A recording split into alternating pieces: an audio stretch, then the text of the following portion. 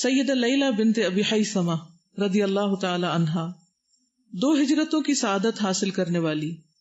نام لیلہ، کنیت ام عبداللہ، قریش کے خاندان عدی سے تعلق ہے. والد کا نام ابو حیثمہ بن حذیفہ ہے. انہوں نے 2 ہجرتوں کی سعادت حاصل کی، پہلے حبشہ کی طرف اور پھر مدینہ منورہ کی طرف ہجرت کرنے کا اعزاز حاصل کیا. 2 قبلوں کی طرف نماز پڑھنے کی سعادت بھی انہیں حاصل ہے، اور یہ سارے سابقون الاولون کو حاصل ہے. عامر بن ربیعہ انزی سے شادی ہوئی اور پھر دونوں میاں بیوی حبشہ کی طرف ہجرت کر گئے. عامر بن ربیعہ جو تھے یہ حضرت عمر کے والد خطاب کے بہت چہیتے تھے، انہوں نے ان کو بیٹا بنا رکھا تھا. تو یہ حبشہ کی طرف ہجرت کر کے چلے گئے اور وہاں سے مدینہ منورہ کی طرف ہجرت کی. ان کے بھائی کا نام سلیمان بن ابی حیثمہ تھا. سیدہ لیلہ بنت ابی حیثمہ رضی اللہ عنہا حبشہ کی طرف ہجرت پر روانہ ہونے سے تھوڑی دیر پہلے عمر بن خطاب کے ساتھ اپنی گفتگو کی تفصیل کچھ اس انداز میں بیان کرتی ہیں. عمر بن خطاب اسلام قبول کرنے سے پہلے دائرہ اسلام میں داخل ہونے والے مسلمانوں پر سب لوگوں سے زیادہ سخت رویے سے پیش آتے.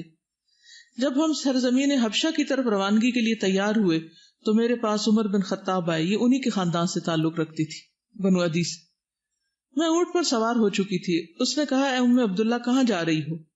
میں نے کہا، تم نے ہمیں دین اسلام قبول کرنے کی وجہ سے ظلم و ستم کا نشانہ بنا رکھا ہے. اب ہم اللہ کی زمین کے اس خطے پر جا کر آباد ہوں گے جہاں ہمیں اللہ تعالیٰ کی عبادت کرنے پر کسی قسم کی تکلیف نہ دی جائے گی. عمر نے میری بات سن کر کہا، اچھا، اللہ آپ کا حامی و ناصر ہو. اس نے میرے ساتھ کسی نوعیت کی بدسلوکی کا مظاہرہ نہیں کیا. مجھے یوں محسوس ہوا کہ اس کے دل میں ہمارے بارے میں نرمی پیدا ہو گئی ہے. میرے پاس میرا خامند عامر بن ربیعہ آیا اور میں نے اسے عمر بن خطاب کے نرم رویے کے بارے میں بتایا. تو میرے خامند نے میری بات سن کر کہا، کیا تم یہ امید رکھتی ہو کہ عمر اسلام قبول کرے گا؟ میں نے کہا، ہاں، مجھے تو یہی لگتا ہے وہ اسلام قبول کر لے گا. اس نے کہا، نہیں، یہ نہیں ہو سکتا. ایک اور روایت میں آتا ہے، اس نے کہا کہ عمر اس وقت تک اسلام قبول نہیں کرے گا جب تک اس کا گدھا قبول نہ کر لے. یعنی مطلب یہ ہے کہ گدھے نے تو کبھی کرنا ہی نہیں، تو عمر بھی نہیں کریں گے. یہ ان کی آبزرویشن تھی، لیکن خاتون کی آبزرویشن مختلف تھی اور خاتون کی آبزرویشن بعد میں درست ثابت ہوئی. لیلہ بنت ابی حیثمہ کا اندازہ درست نکلا. تھوڑے ہی عرصے کے بعد اللہ تعالیٰ نے سیدہ لیلہ کی فراست کو سچ کر دکھلایا. جب عمر بن خطاب نے اسلام قبول کر لیا تو مسلمان کھلے عام مسجد حرام میں نماز پڑھنے لگے. اس سے پہلے مسلمان قریش اور جاسوسوں سے چھپ چھپ کے نماز ادا کیا کرتے. سیدنا عمر بن خطاب نے مدینہ منورہ کی طرف اعلانیہ طور پر ہجرت کی. وہ قریش کی مجلس میں آئے اور قریش کے سرداروں کو چیلنج کیا اور زوردار انداز میں دھمکی دیتے ہوئے کہا، اے سرداران قریش، میں مکہ چھوڑ کر مدینہ منورہ جا رہا ہوں. جس میں ہمت ہے مجھے جانے سے روکے. لیکن کسی کو یہ جرأت نہ ہوئی کہ اس کی راہ میں رکاوٹ بنے. سیدہ ام عبداللہ اپنے خامند اور اپنے بیٹے عبداللہ کے ہمراہ حبشہ کی طرف روانہ ہو گئیں تاکہ وہاں پہنچ کر پورے سکون کے ساتھ اپنے رب کی عبادت کر سکیں. انہیں یہ دیکھ کر بہت خوشی ہوئی کہ حبشہ کے حکمران نجاشی نے اسلام قبول کر لیا ہے اور مہاجرین کو واپس لانے کے لیے قریش نے جو وفد بھیجا تھا اسے نجاشی نے خالی ہاتھ واپس بھیج دیا. قریش کی یہ منصوبہ بندی تھی کہ مہاجرین حبشہ کو واپس بلا کر یعنی مکہ میں ان کو ناقابل برداشت ظلم و ستم کا نشانہ بنایا جائے. لیکن قریش اپنے مقصد میں کامیاب نہ ہوئے. جب کافی عرصہ حبشہ میں رہنے کے بعد مہاجرین واپس مکہ معظمہ آئے اور انہیں پتہ چلا کہ رسول اللہ صلی اللہ علیہ وسلم مدینہ منورہ تشریف لے گئے ہیں تو یہ مہاجرین بھی مدینہ منورہ تشریف لے گئے. خاص طور پہ یاد ہوگا جعفر بن ابی طالب جو تھے، وہ غزوہ خیبر جب ہوا ہے اس میں فتح نصیب ہوئی تو اس وقت وہ پہنچے تھے. آپ صلی اللہ علیہ وسلم نے فرمایا، اب فتح خیبر ام قدوم جعفر، مجھے نہیں معلوم میں زیادہ خوش کس بات پر ہوں، خیبر کی فتح پر یا جعفر کے آنے پر. مدینہ منورہ میں نبی کریم صلی اللہ علیہ وسلم کبھی کبھار ان کے گھر تشریف لے جایا کرتے تھے. سنن ابو داؤد میں عبداللہ بن عامر کے حوالے سے روایت منقول ہے، فرماتے ہیں کہ میری والدہ نے ایک دن مجھے اپنے پاس بلایا جبکہ وہاں رسول اللہ صلی اللہ علیہ وسلم بھی ہمارے گھر میں تشریف فرما تھے. اس نے کہا، بیٹا آؤ میں تجھے ایک چیز دوں. رسول اللہ صلی اللہ علیہ وسلم نے پوچھا، تم اسے کیا دینا چاہتی ہو؟ میری والدہ نے کہا، میں اپنے بیٹے کو کھجور دینا چاہتی ہوں. رسول اللہ صلی اللہ علیہ وسلم نے فرمایا، اما انکی لو لم تعطیہ شیئا کتبت علیک کذبۃ، اگر تم اسے کچھ نہ دیتی تو تیرا جھوٹ لکھ دیا جاتا. مسند احمد کی ایک روایت میں ہے کہ عبداللہ بن عامر کہتے ہیں کہ ہمارے گھر رسول اللہ صلی اللہ علیہ وسلم تشریف لائے. میں بچہ تھا، کھیلنے کے لیے گھر سے باہر جانے لگا تو میری والدہ نے مجھے آواز دی، عبداللہ میرے پاس آؤ، میں تمہیں کچھ دوں. رسول اللہ صلی اللہ علیہ وسلم نے میری والدہ سے پوچھا تم اسے کیا دینا چاہتی ہو؟ اس نے کہا میں اسے کھجور دوں گی۔ آپ نے فرمایا اگر تم نے اسے کچھ نہ دیا تو یہ تیرا جھوٹ لکھ دیا جائے گا۔ تو اس سے یہ پتہ چلتا ہے کہ آپ کی تعلیم کس قدر عمدہ تھی، آپ کی تہذیب کس قدر نرالی اور انوکھی تھی۔ لیکن یہ تعجب کی بات نہیں، کیونکہ آپ کے رب نے آپ کو یہ آداب سکھلائے تھے۔ آپ کی تادیب و تہذیب پر ہم سب قربان۔ سیدنا عامر کا خاندان اللہ اور رسول صلی اللہ علیہ وسلم کا زندگی بھر وفادار رہا، یہاں تک کہ کنبے کے سارے افراد وفات پا کر اللہ کو پیارے ہو گئے۔ اللہ ان سب پر رحم فرمائے اور انہیں اپنے فضل و کرم سے نوازے۔ کیا سیکھا آپ نے اس واقعے سے؟ ہم بعض اوقات لوگوں کے بارے میں بہت زیادہ ججمنٹل ہوتے ہیں کہ یہ تو یہ کر ہی نہیں سکتا، اور اس کو بات بتانی یہ تو بہت سخت ہے، اور جب ہم ان سے بات کرتے ہیں تو بعد میں پتہ چلتا ہے کہ اتنا ہی نرم ہے۔ تو واقعی ہم بہت ججمنٹل ہوتے ہیں لوگوں کے بارے میں۔ سر میں یہ کہنا چاہ رہی تھی کہ جو لیڈیز کا ایموشنز فیل کرنے کا سینسٹیوٹی لیول ہوتا ہے وہ جینٹس سے بہت ہائی ہوتا ہے۔ وہ چیز جو ان کے ہسبینڈ نے فیل نہیں کی انہوں نے بہت جلدی پک کر لی۔ تو میں یہ فیل کر رہی تھی کہ واقعی میں ہم جب دیکھیں کسی کا دل نرم ہے اسلام کی، فوراً اسے دعوت دے دیں یا اس کو کوئی اچھی بات بتا دیں جسے وہ ایکسیپٹ کر لے، کیونکہ واقعی میں ایموشنز کو کبھی کبھی جینٹس بالکل اگنور کر جاتے ہیں، اور اس بات پہ اکثر لڑکیاں رو رہی ہوتی ہیں، سمجھ نہیں پا رہے ہوتے۔ وہ جیسے بچہ رو رہا ہے تو ان کو نہیں سمجھ آئے گی کہ بچہ کیوں رو رہا ہے، اور اس کو پیار سے سمجھانا، یہ بہلانا ہے۔ الٹا کبھی کبھی غصہ بھی ہوتے ہیں، اس کو چپ کراؤ، یہ رو کیوں جا رہا ہے، تو اس وجہ۔ لیکن مائیں بالکل بھی اس طرح نہیں فوراً سمجھ جاتی ہیں، کبھی کہتی ہیں ان کے کان میں درد ہے، کبھی کہتی ہیں ان کے پیٹ میں درد ہے، حالانکہ بچے خود کچھ بھی نہیں بتاتے، صرف ان کے ایکشنز دیکھ کر کہ وہ کان چھو رہا ہے بار بار یا پیٹ میں کچھ ہو رہا ہے۔ تو یہ اللہ سبحانہ وتعالیٰ نے خاص صلاحیت عورت کو دی ہے، الحمدللہ، اس کو اللہ کے راستے میں استعمال کرنا چاہیے۔ واقعی جب دیکھے دل نرم ہے اچھی بات کر دیں۔ بالکل۔ یہ پہلی سوار مہاجرہ تھی۔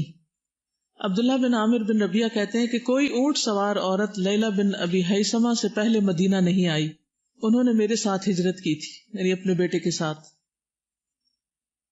عامر بن ربیعہ جو ان کے شوہر تھے مہاجرین الاولین میں سے تھے، عمر رضی اللہ تعالیٰ عنہ سے پہلے اسلام قبول کیا اور 2 ہجرتیں کی۔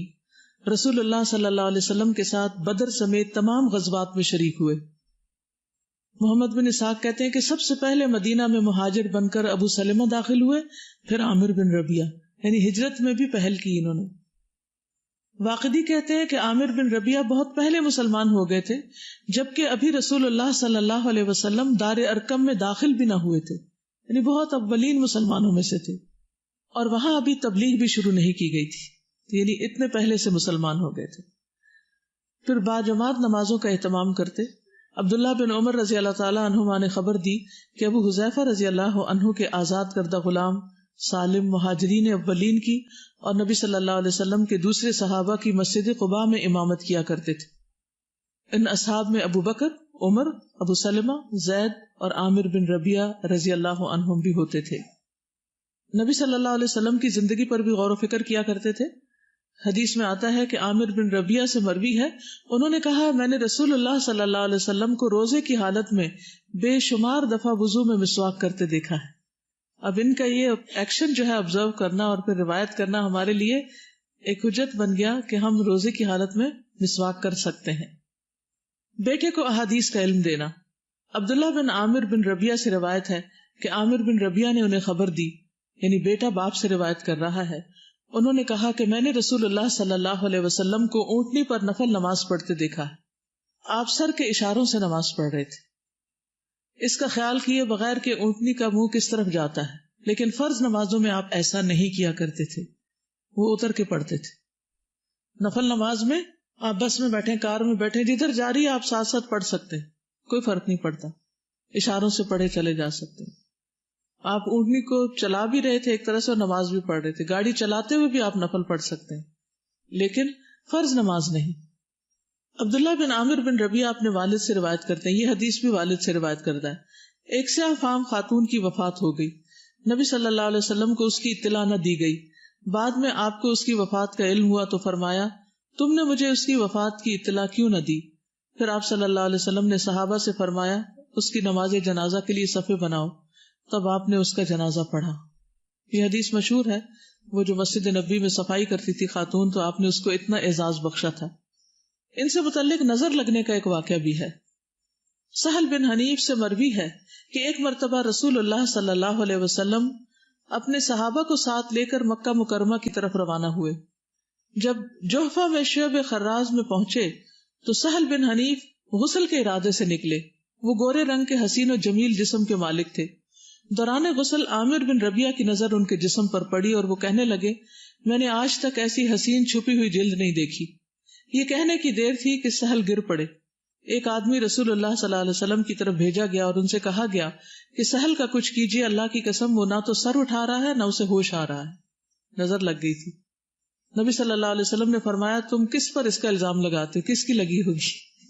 لوگوں نے بتایا انہیں عامر بن ربیعہ نے دیکھا تھا. تو اس وقت جو بھی بات ہوئی وہ پھر بیان کی گئی. تو رسول اللہ صلی اللہ علیہ وسلم نے عامر کو بلایا اور ان پر غصہ کیا اور فرمایا تم میں سے کوئی شخص اپنے بھائی کو کیوں قتل کرتا ہے؟ جب اسے کوئی تعجب خیز چیز نظر آتی ہے تو وہ اس کے لیے برکت کی دعا کیوں نہیں کرتا؟ یعنی بارک اللہ فیکم یا بارک اللہ لکا یا بارک اللہ علیکا کیوں نہیں کہتے؟ شادی کے موقع پر بھی جب دلہن وغیرہ کو دیکھتے ہیں تو یہی دعا پڑھتے ہیں کیونکہ بہت خوبصورت لگ رہی ہوتی ہے تاکہ نظر نہ لگے. پھر ان سے اپنے آزاد ہونے کے لیے کہا. انہوں نے ایک پیالے میں اپنا چہرہ, ہاتھ, کوہنیاں, گھٹنے, گوڈے, پاؤں کے اطراف اور تہبند کے اندر سے دھویا. یہ پانی پھر سہل پر بہایا گیا. یعنی ایک پانی پورا جسم پر بہایا جا سکتا ہے, یعنی پھر وہ پانی حضرت سہل پر بہایا گیا. اس طرح کے ایک آدمی نے ان کے سر پہ پانی ڈالا اور پیچھے سے کمر پر ڈالا. اس کے بعد پورا پیالہ ان پر انڈیل دیا, پہلے سر پہ, پھر کمر پہ, پھر پورے جسم پہ. جب اس طرح کیا گیا تو سہل لوگوں کے ساتھ اس طرح چلنے پھرنے لگ گئے گویا انہیں کوئی تکلیف ہوئی ہی نہ تھی. سبحان اللہ, یہ نظر کا علاج ہے. عبداللہ بن عامر ان کے بیٹے تھے. یہ نبی صلی اللہ علیہ وسلم کے عہد میں پیدا ہوئے. ابن مندہ کہتے ہیں کہ انہوں نے نبی صلی اللہ علیہ وسلم کو پایا تھا جب آپ فوت ہوئے تو یہ 4-5 سال کے تھے, چھوٹے تھے. اور جب ان کی امی نے ان کو کچھ دینے کے لیے بلایا تھا تو اس وقت بھی یہ چھوٹے تھے. عبداللہ بن عامر بن ربیعہ اپنے والد سے روایت کرتے ہیں کہ ہم ایک سفر میں رسول اللہ صلی اللہ علیہ وسلم کے ہمراہ تھے کہ آسمان پر بادل چھا گئے اور قبلے کی سمت معلوم نہ ہوئی.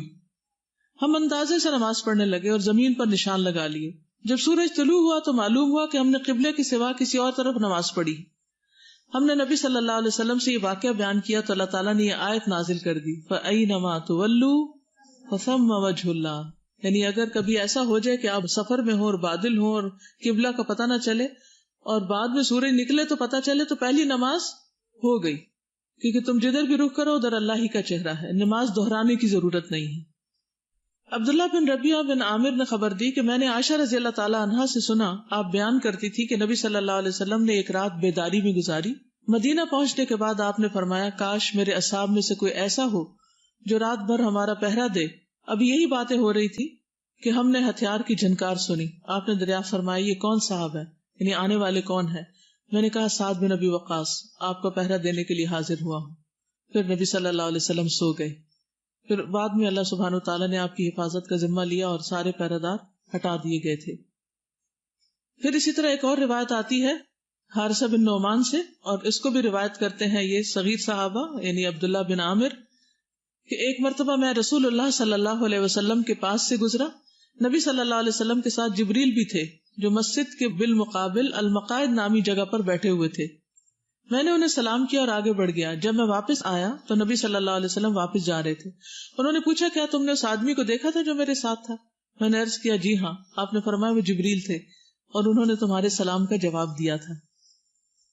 تو اس سے کیا پتہ چلتا ہے کہ ان صحابہ کے بچوں نے آگے احادیث بھی روایت کی, کیونکہ جب انسان کا خود اپنا رجحان دین کی طرف ہوتا ہے تو پھر وہ اولاد کی بھی فکر کرتا ہے اور اولاد کو بھی اس کام کے لیے تیار کرتا ہے. اللہ تعالی ہمیں بھی توفیق عطا فرمائے. وآخر دعوانا ان الحمد للہ رب العالمین. سبحانک اللہم وبحمدک اشہد ان لا الہ الا انت استغفرک واتوب الیک.